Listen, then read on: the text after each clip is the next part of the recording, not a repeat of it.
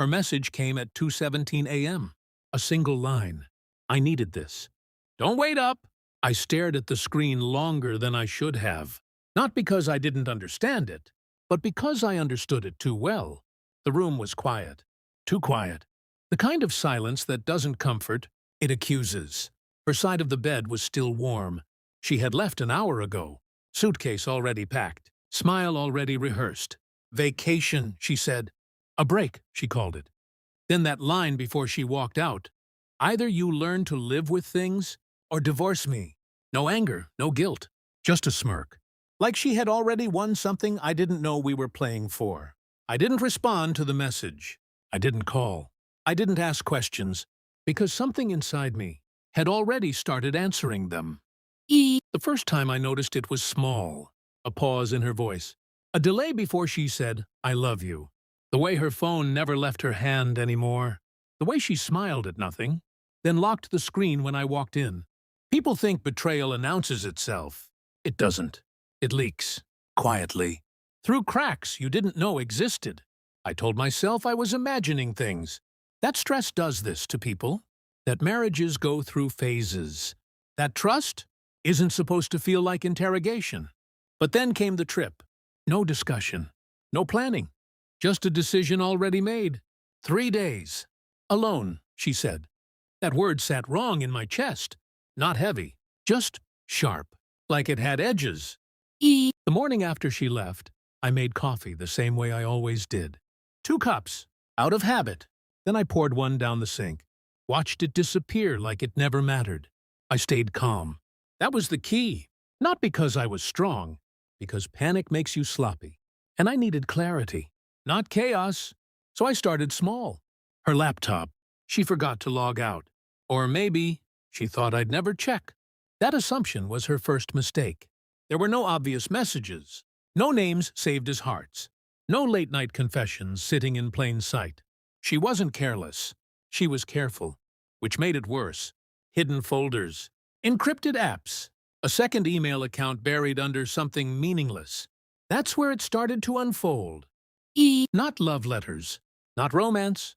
Logistics. Dates. Times. Hotel confirmations. 2 guests. Always 2. Different cities. Same pattern.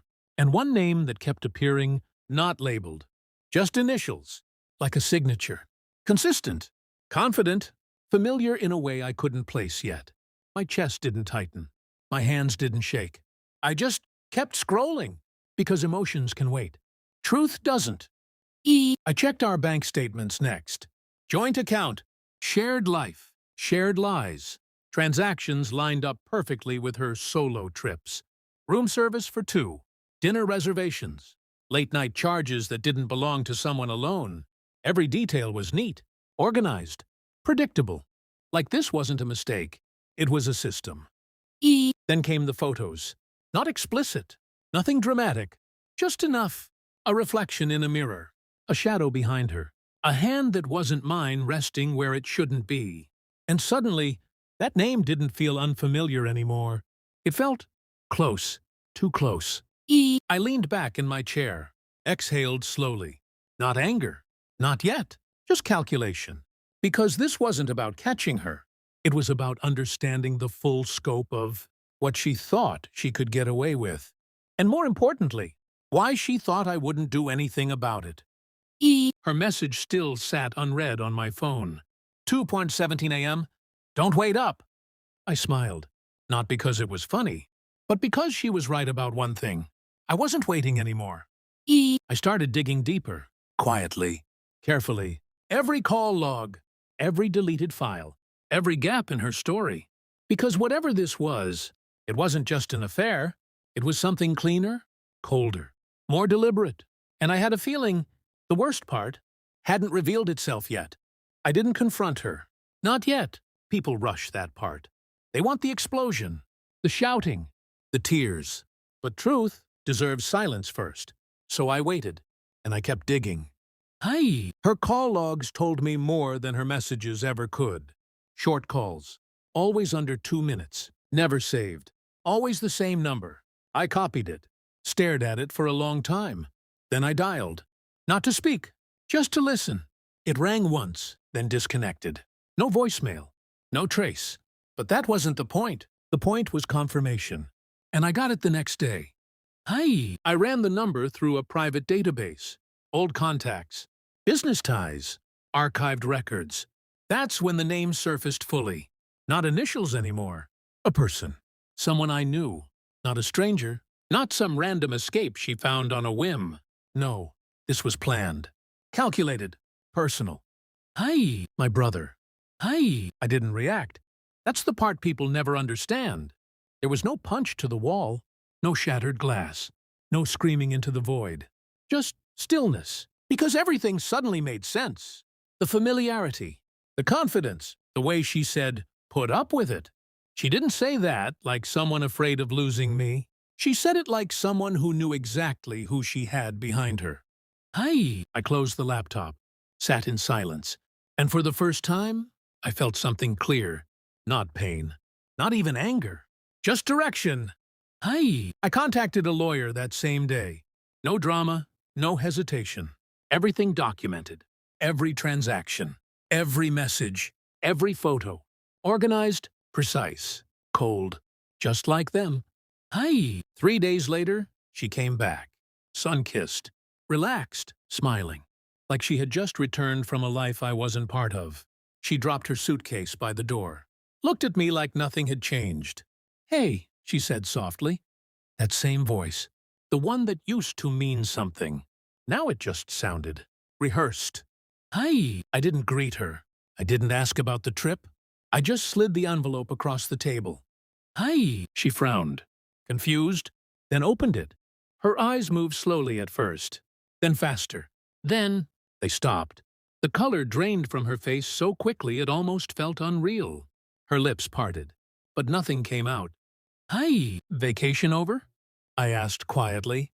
Hi. She looked up at me, not with anger, not even denial.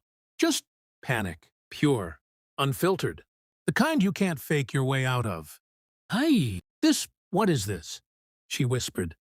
Hi. I tilted my head slightly, watched her, studied the cracks forming in real time. You said I had two options, I said. Put up with it, or divorce you. A pause, long enough for it to sink in. I chose. Hi. Her hands started shaking. Listen, it's not... I raised my hand slightly, not aggressive, just enough to stop the lie before it formed. Don't, I said calmly, because I already knew every version of the story she was about to invent, every excuse, every twisted justification. I had already read the truth, in timestamps, in receipts, in patterns. Hi. You should call him, I added. Her eyes widened. That hit harder than anything else, because now she knew this wasn't suspicion, this was certainty. Hi. I wonder if he'll answer this time, I said.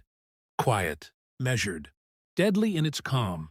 Hi. She stepped back, like the room itself had turned against her, like the walls were closing in with everything she thought she hid.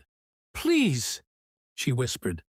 Hi. But there was nothing left to hear. No explanation that could rearrange what I already understood. No apology that could rewrite intention. This wasn't a mistake. It was a choice. Repeated, refined, perfected. Hi. I stood up slowly. Not rushed, not emotional. Just done. I'll be out by tonight, I said. You can keep the house. Another pause. Then I added, consider it payment for the honesty you never gave me. Hi. I walked past her, close enough to feel her breath hitch, but not close enough to care. Hi. At the door I stopped, just for a second, not to look back, but to let the moment settle. Because this was the part she never planned for. Hi. Then I left. Hi. No anger followed me. No regret. Just silence. Clean. Venal. Hi. Because the truth is, she didn't lose me that day. She lost the version of me that ever needed her,